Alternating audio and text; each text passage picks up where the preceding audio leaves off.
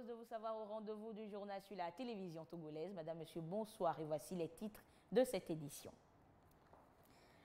Les ministres des Affaires étrangères des pays de la CEDEAO sont en conseil à Bissau, en Guinée-Bissau. Sur leur table, des sujets d'actualité sur le continent. Le Togo y est représenté par son ministre de la Diplomatie, Robert Doucet. Les détails dans ce journal. Tourisme pour une synergie d'action pour booster le secteur touristique. Le bureau Togo de la Confédération des organisations de l'industrie touristique, Copitour CEDEAO, vient d'ouvrir ses portes. Ses missions à découvrir dans ce journal. Et puis, pour promouvoir justement le tourisme, le Togo renoue avec les vols domestiques. Depuis mercredi dernier, il est possible de faire Lomé-Niamtougou par avion grâce à Lise Aviation. Les détails dans ce journal.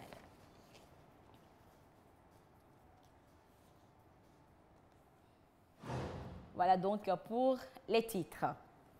À l'Assemblée générale Afrique 50 à Lomé, les différents participants ont été appelés à une complémentarité budgétaire. Complémentarité entre acteurs publics et privés pour répondre aux défis de développement du continent africain. Un appel lancé par le chef de l'État fort Essazimna Nyazingbe, dont je vous propose ce soir des extraits de son intervention. Je ne pouvais avoir meilleure tribune que celle de cette rencontre de Lomé pour reconnaître encore une fois et pour saluer à sa juste mesure votre mérite remarquable dans la construction de cette Afrique laborieuse, productive et épanouie à laquelle nous aspirons. Sans route, sans pont, sans port, sans aéroport, sans hôpitaux, sans écoles, sans centrales électriques, sans réseau d'électricité, sans réseau de communication, sans approvisionnement en eau, il n'y a évidemment pas de développement possible. En Afrique plus qu'ailleurs, les besoins d'infrastructures sont considérables et les chiffres, même très approximatifs, sont impressionnants. Ainsi, il faudrait investir annuellement plus de 100 milliards de dollars. Au Togo, la question des infrastructures est au cœur de la feuille de route du gouvernement. Mon pays a bien des atouts. Il possède, vous le savez, le port naturel le plus profond de la sous-région. Aujourd'hui, la Banque mondiale estime qu'en Afrique subsaharienne, le secteur public représente encore plus de 90% des investissements d'infrastructures. Cela signifie-t-il que les États vont être amenés continuellement à financer 95% des infrastructures à venir? Je ne le pense pas. Les financements privés, que j'appelle de mes vœux, doivent entrer dans le cadre global de nos politiques de développement. L'accompagnement des fonds publics par les financements privés doit devenir plus fréquent. Ce n'est pas seulement un impératif budgétaire, c'est aussi un atout en matière de résilience.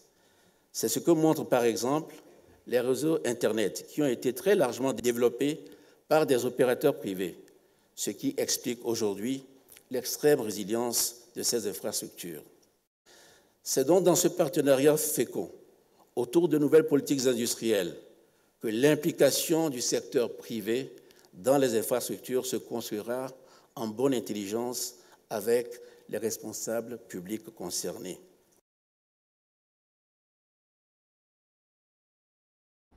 Investir dans les infrastructures pour voir le continent africain développé, telle est l'aspiration des dirigeants du continent noir. Sauf que cette ambition ne peut être atteinte que par la recherche de financement et la volonté de chacun à apporter sa contribution à la construction de l'édifice. Et par quels moyens faudra-t-il y arriver?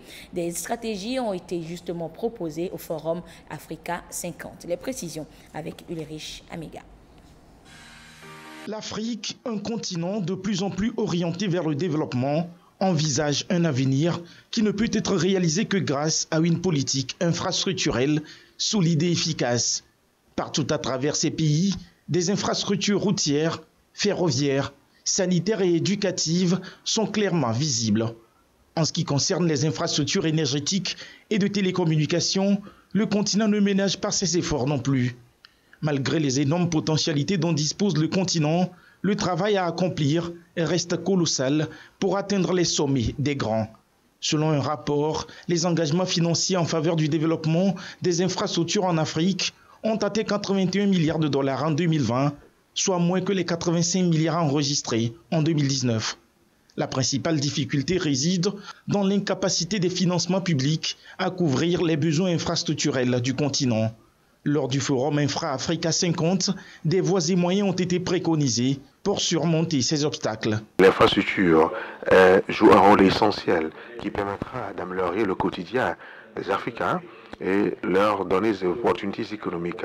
Or, je crois que nous croyons à la création et à l'investissement des capitaux privés pour développer les investissements. Le Togo est l'un des pays qui reconnaît l'importance des PME et des PMI. Et quand on parle de secteur informel, parce que cela est au cœur de l'économie, c'est le cœur de l'économie, c'est les PME.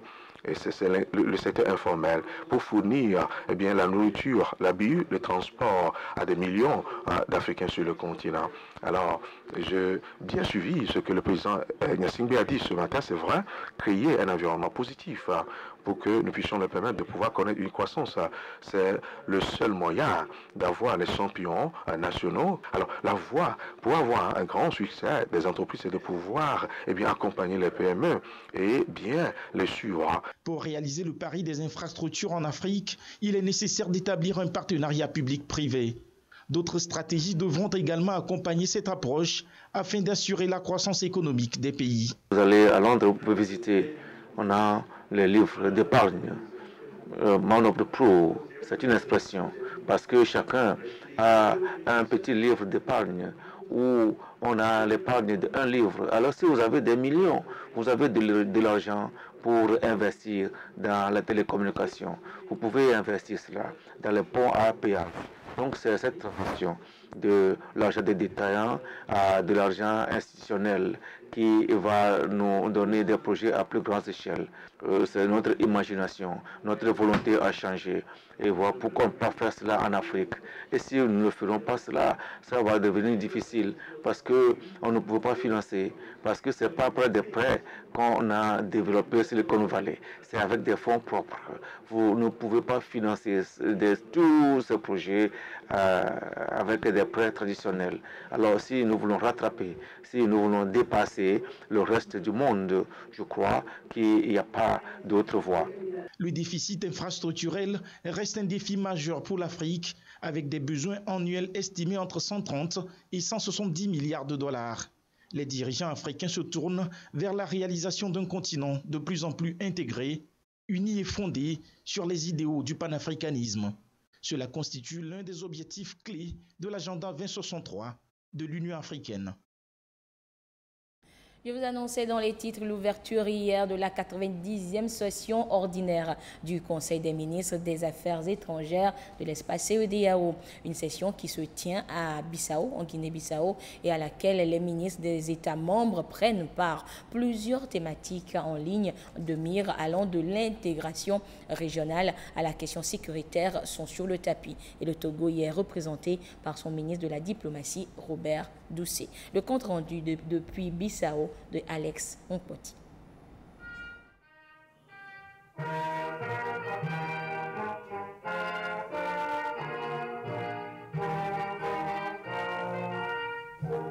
La sécurité au sein de la CEDEAO, une des préoccupations inscrites à cette 90e session ordinaire du Conseil des ministres des Affaires étrangères de la sous-région.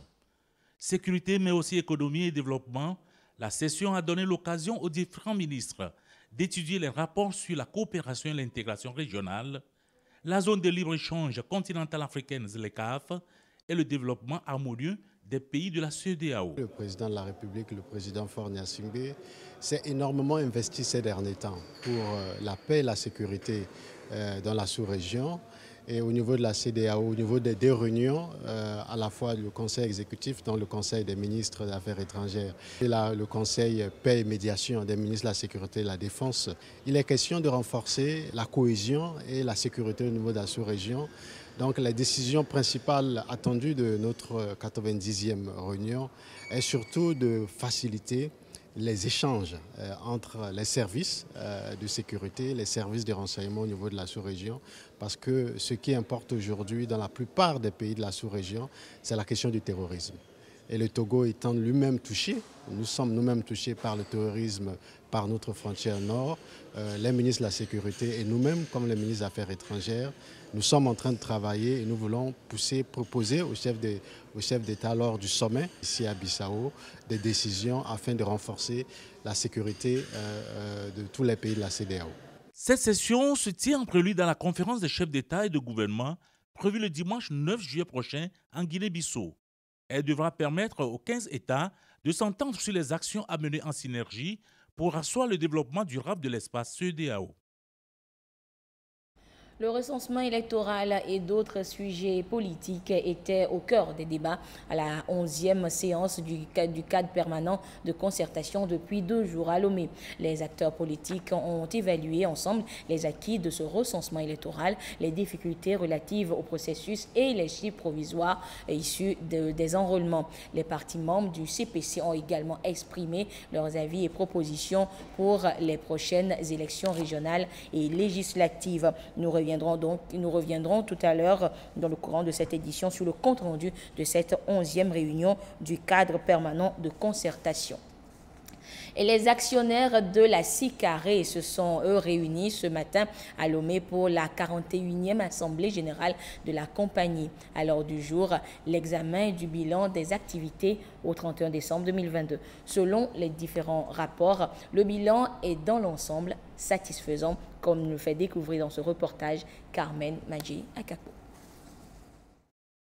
La SICARE, compagnie de réassurance de la zone ciment, est en bonne santé. Ce sont les conclusions de la 41e Assemblée générale ordinaire des actionnaires. Au 31 décembre 2022, le chiffre d'affaires de la compagnie, arrêté à 106 milliards de francs CFA, affiche une nette progression de plus de 9% par rapport à 2021. Quant à l'activité financière de l'institution, elle a connu une embellie avec un taux de croissance des produits financiers. Nous avons effectivement noté la prudence dans la souscription.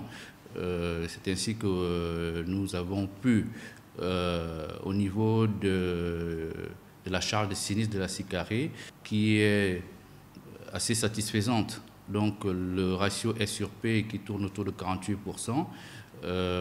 Ça prouve à suffisance que les choix faits par la SICARE dans un tel contexte de ralentissement mondial de la croissance sont assez prudents. Il faut dire aussi que la SICARE, aujourd'hui, dans ses perspectives de développement, ne se concentre pas que dans la zone ciment. Nous, la SICARE, aujourd'hui, se déploie dans d'autres marchés.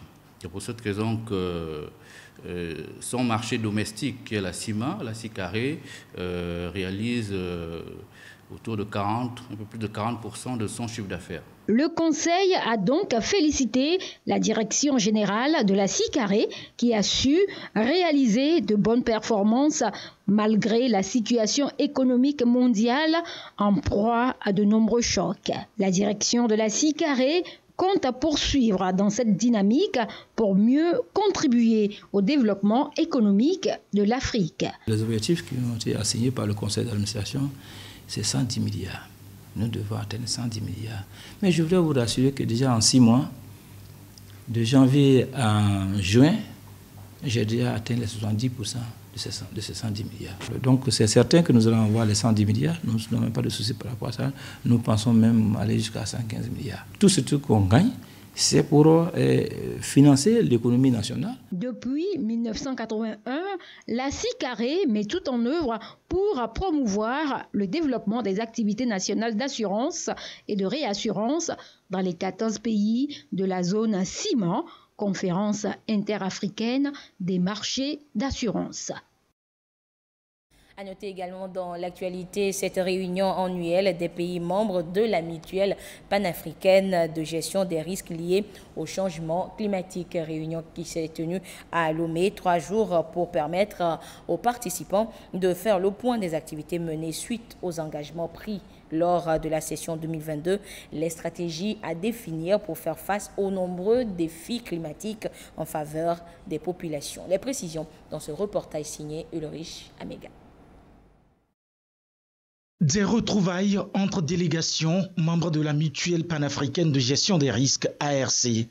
Après Malawi en 2022 et les objectifs définis climatiques et ses conséquences dévastatrices sur l'environnement, Lomé accueille la retraite de 2023.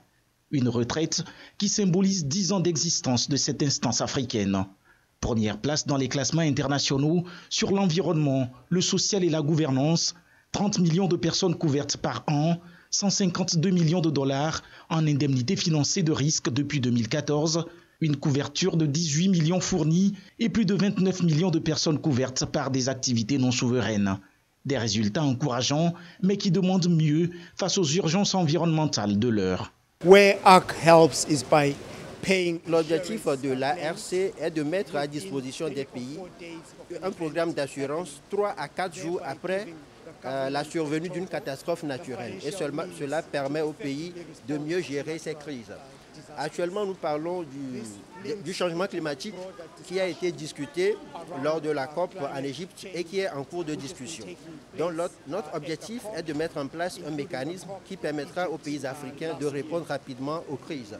C'est l'essence même de nos discussions et c'est la raison pour laquelle nous sommes ici. Nous venons de différents pays d'Afrique, mais nous avons des problèmes similaires. Donc c'est la raison pour laquelle nous avons décidé de nous réunir aujourd'hui, discuter ensemble et trouver ensemble des solutions. Inondations, sécheresse, vents violents et érosion côtière. Le Togo en est également victime. La signature du traité par le pays depuis 2012 y trouve tout son sens avec une ratification en 2018. Un mécanisme de réponse rapide, efficace, mutualisé, fondé sur la solidarité africaine. Pour la directrice de cabinet représentant le ministre de l'économie et des finances, ces 3 jours de retraite devront permettre à l'institution d'atteindre son ambition première, couvrir 200 millions d'Africains chaque année jusqu'en 2025.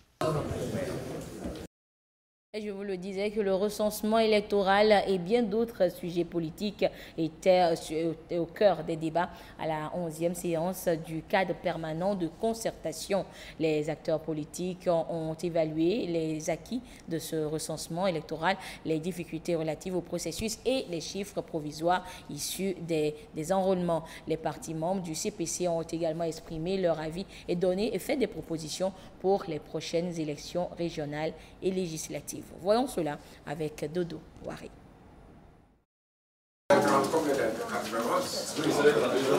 Il n'y aura plus de recensement électoral dans une quelconque zone.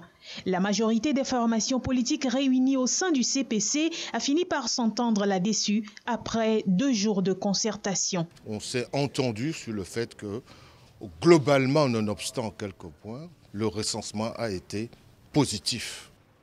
Ceux qui criaient hier ont oublié que les 3 zones ont connu le même problème d'affluence.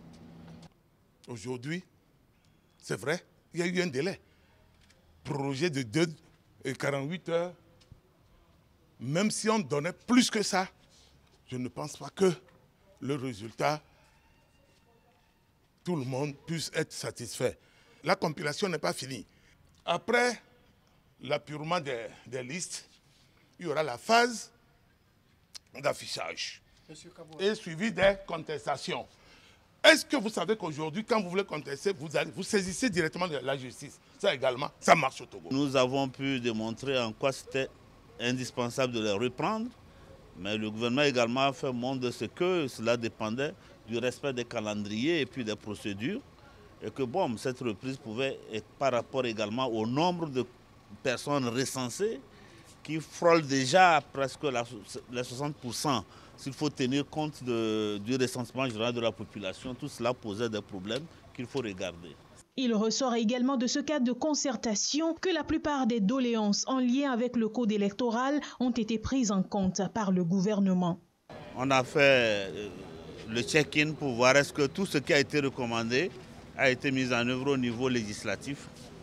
Et le constat est que ça a été mis en œuvre à plus de 90%. Les recommandations de la CNAP ont été prises in extenso dans les nouvelles dispositions du pays. C'est en ce sens que je trouve que le CPC reste un vivier efficace pour la modernisation de la vie politique dans notre pays. Mais il y a encore de nouvelles propositions sur la table de discussion. Nous avons souhaité que le gouvernement puisse voir dans quelle mesure retoucher à l'article 100 du Code électoral pour que lorsqu'il n'y a pas les deux signatures, c'est-à-dire qu'une personne de la sensibilité majoritaire et une personne de l'opposition, sur le bulletin, le jour du vote, lors du dépouillement, que ce bulletin soit considéré comme un bulletin nul. Pour d'autres recommandations d'ordre politique, le gouvernement y travaille. Il y a les mesures de grâce demandées pour ceux qui avaient été impliqués dans les affaires des marchés brûlés. Lorsque les procédures ne sont pas terminées, on ne peut pas.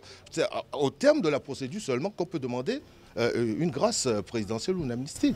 Le président du Conseil permanent de concertation se réjouit des dialogues francs qui ont abouti à des consensus sur les questions politiques de l'heure. Il y avait du beau monde hier à l'Agora Senghor, à Lomé, des fiscalistes universitaires représentants d'associations internationales. Ils sont venus d'Afrique et d'ailleurs pour discuter et échanger sur la problématique des conventions fiscales en Afrique. De quoi était-il question? Marie-Ange Bida nous fait le point. C'est parti pour 2 jours de débat et d'échange à ce dialogue interprofessionnel sur la fiscalité. Vont s'adonner à cet exercice les représentants des administrations fiscales du continent et d'ailleurs.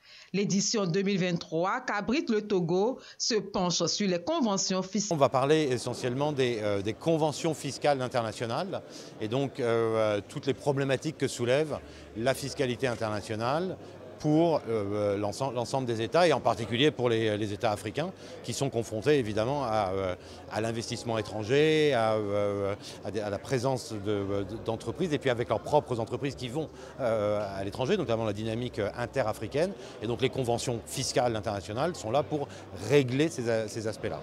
À l'issue des échanges, il est attendu qu'en résumé, nous puissions faire des recommandations pour améliorer déjà le cadre des conventions, pour essayer de fédérer au niveau de l'Afrique sur ces questions qui doivent permettre de mobiliser davantage de ressources pour nos États.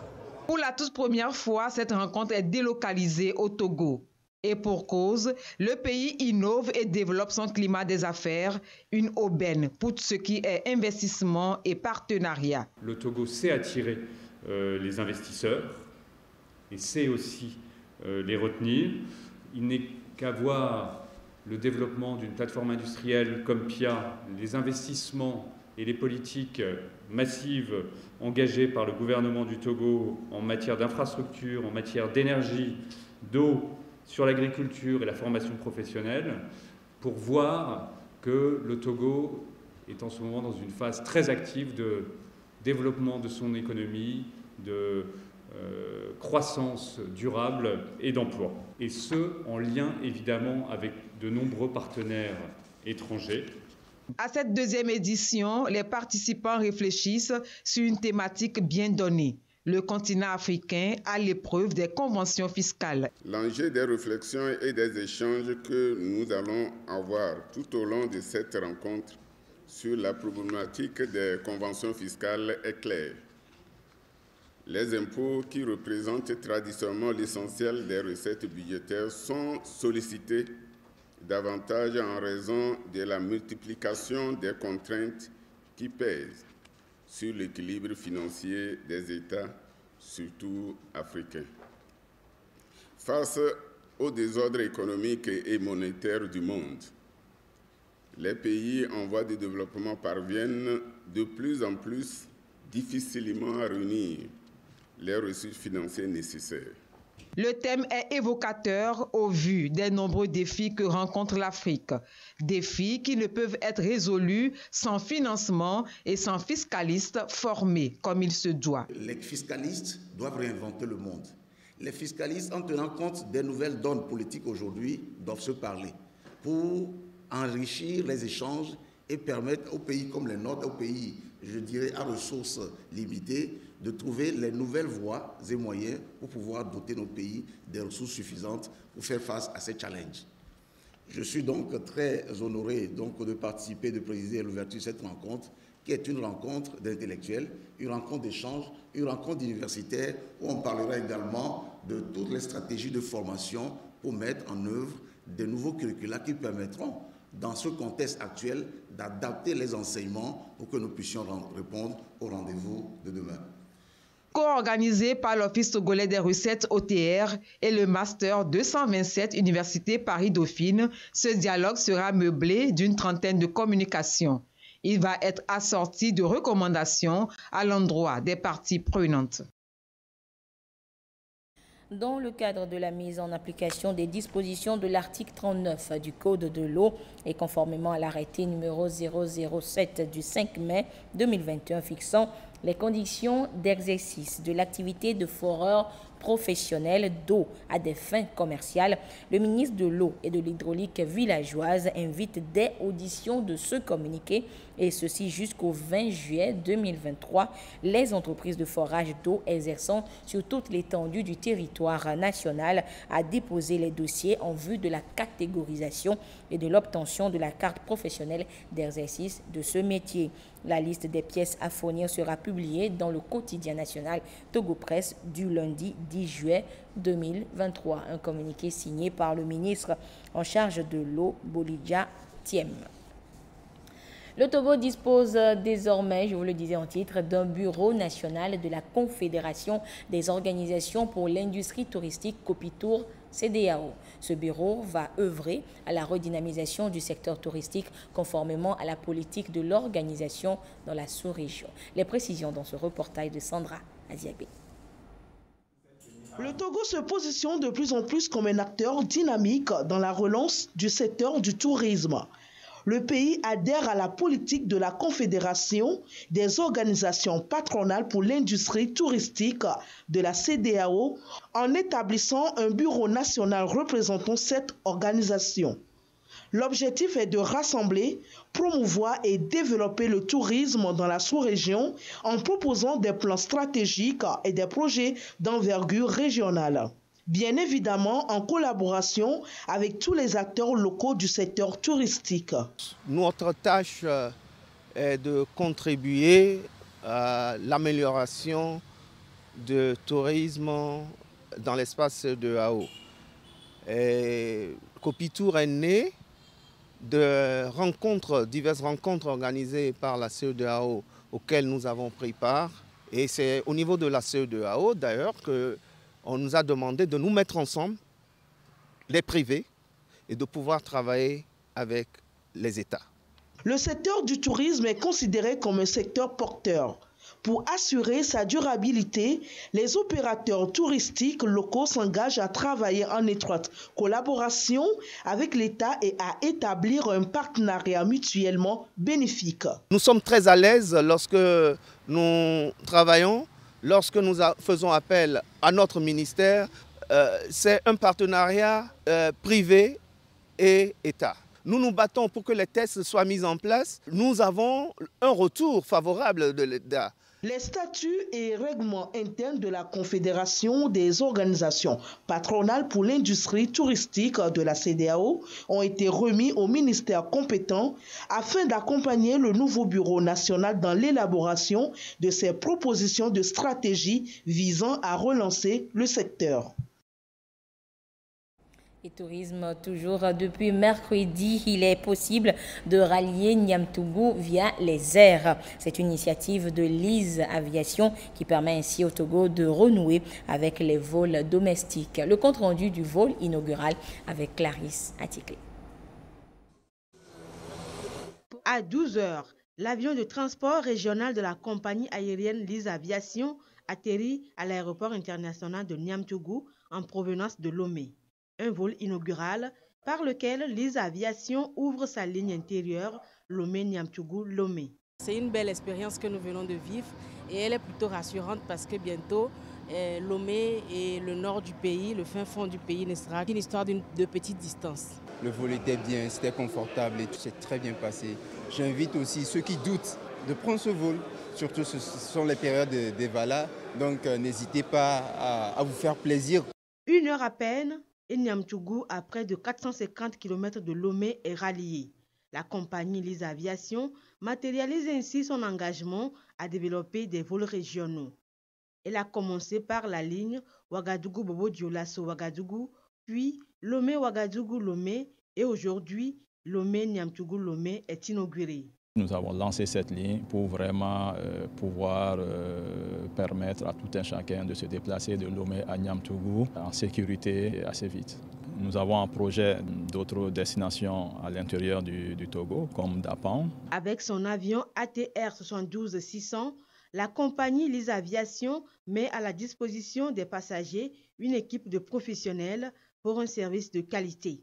Quand on parlait d'une ligne nationale, Lomé-Niamtougou, ils ne croyaient pas trop. Aujourd'hui, c'est une réalité.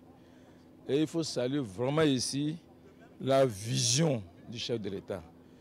Vraiment sa décision de faire du Togo un hub logistique de référence dans la sous-région. Donc, je peux rassurer tous ceux qui veulent voyager à bord de l'ATR 112 de Lisa Transport, ils patronent de façon sûre. Le ministre des Transports routiers, aériens et ferroviaires s'est réjoui de cette volonté de la compagnie Lise Aviation de fluidifier le trafic aérien en le rendant accessible à un plus grand nombre de populations et à moindre coût. À partir d'aujourd'hui jusqu'au 15 juillet, pratiquement tous les jours, il y aura vol Lomé-Niamtougou-Lomé. Et après, ça va continuer. Donc voilà quelque chose qui cadre avec la feuille de route gouvernementale pour le développement de notre aviation. D'autres compagnies pourront aussi arriver. Lomé-Niamtougou par avion est désormais une réalité, une opportunité à saisir pour plus de sécurité dans les voyages longue distance à l'intérieur du pays.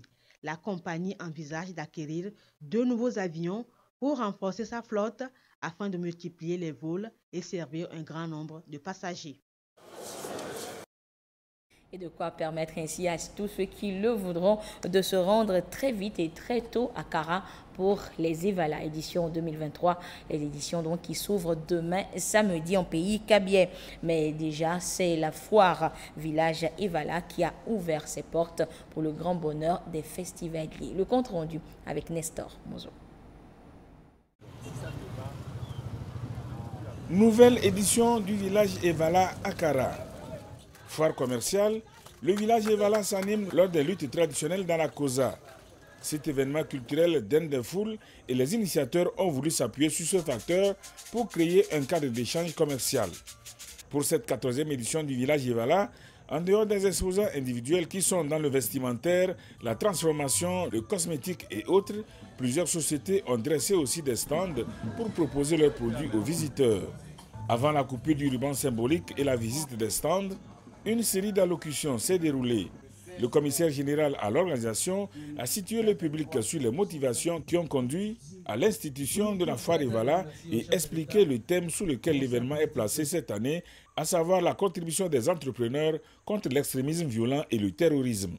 Nous avons constaté qu'à Kara, il n'y avait pas une plateforme en cette période de lutte. Nous avons pensé qu'il fallait créer un cadre comme ça pour que les opérateurs économiques puissent faire des affaires avec ceux qui viennent de l'extérieur.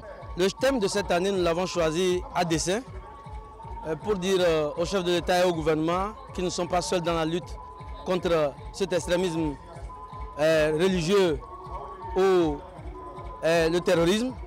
C'est pour leur dire que nous aussi, les jeunes entrepreneurs et événementiels, nous luttons à leur côté pour que cet extrémisme-là soit éradiqué. En lançant officiellement les activités du village Evala, le préfet de la Kosa, parrain de l'événement, le près ou de loin, ont contribué à la tenue de la foire. Des prix de reconnaissance ont été décernés par les organisateurs de l'événement aux autorités locales et à certaines sociétés pour leur engagement. Tous ceux qui nous ont accompagnés depuis notre genèse, nous avons trouvé qu'il était nécessaire de leur dire merci. C'est pourquoi nous avons distingué les sociétés comme Move Togo. Nous avons remercié le port autonome de Lomé, la société pour leur fidélité. Le préfet, oui, parce que c'est notre parrain. Sans lui, je ne pense pas que la foire là aura atteint ses 14 ans.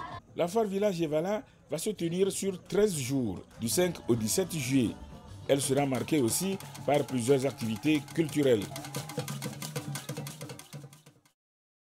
La fête s'annonce donc belle à partir de demain en pays et Kabylie. Sachez que vous suivrez à la fin de cette édition une interview du directeur des investissements d'Africa 50. Il reviendra sur l'opération réalisée par le Togo avec Africa 50 justement sur la route Lomé et Kpalimé. Et voilà, ainsi se referme ce journal. Merci de votre fidélité à la télévision togolaise. Excellente suite de nos programmes. Au revoir.